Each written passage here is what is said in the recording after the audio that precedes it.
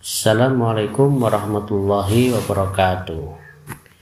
Tahukah kamu, Rasulullah SAW pernah ditanya tentang air laut. Apakah boleh digunakan untuk bersuci? Maka beliau SAW menjawab dengan sabda yang terkenal. Air laut itu suci dan mensucikan, halal bangkainya.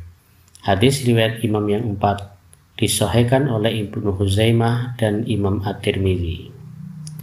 Hadis ini begitu ringkas, tapi mengandung beberapa hukum penting dalam fikih. Pertama, air laut suci dan mensucikan.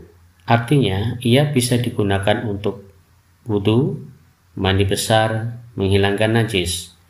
Selama air laut tidak berubah warna, bau, atau rasanya karena najis atau tercampur benda lain, maka tetap sah digunakan.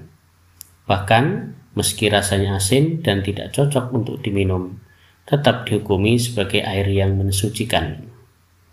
Kedua, bangkai hewan laut itu halal dimakan. Ini berlaku untuk ikan dan seluruh hewan yang hidup dan mati di laut tanpa perlu disembelih secara syar'i.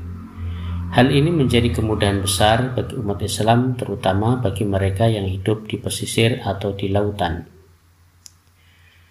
Dalam penjelasan fikih oleh Syekh Muhammad Az-Zuhaili dari kitab Bulughul Maram dijelaskan, 1. Air laut sah digunakan untuk bersuci selama tidak berubah sifat dasarnya, tidak tercampur najis atau cairan suci lain seperti sabun atau minyak.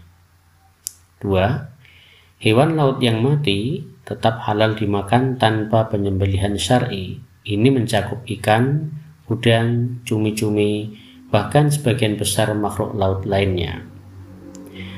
Namun ada pengecualian, katak dan kepiting. Ulama berbeda pendapat. Dalam mazhab Syafi'i, katak haram dimakan karena dilarang dibunuh. Sementara kepiting ada perbedaan pendapat. Sebagian menghalalkan dan sebagian memakruhkan.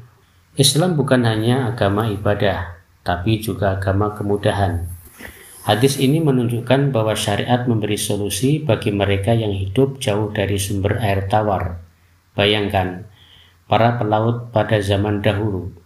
Mereka bisa tetap wudu dan makan dari laut dengan tenang tanpa melanggar syariat. Laut bukan hanya sumber kehidupan, tapi juga sumber rahmat dan kemudahan dalam syariat.